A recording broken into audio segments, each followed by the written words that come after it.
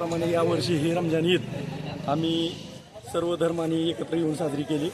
विशेष म्हणजे आज गावामध्ये अखंड हरिनाम सप्ताहाचा पहिला दिवस होता, तरी ईद आणि सप्ताहाची पहिली पंगत सर्वांनी मिळून साजरा करावा असं आम्ही मुस्लिम बांधवांनी आग्रह केला। त्याला आमच्या सर्व बांधवांनी प्रतिसाद दिला आणि अगदी गुण्यागोविंदाने सर्वजण हा दिवस साजरा करत आहोत। ईद निमित्त मुस्लिम समाजातील या धर्माने सर्व धर्म समभाव,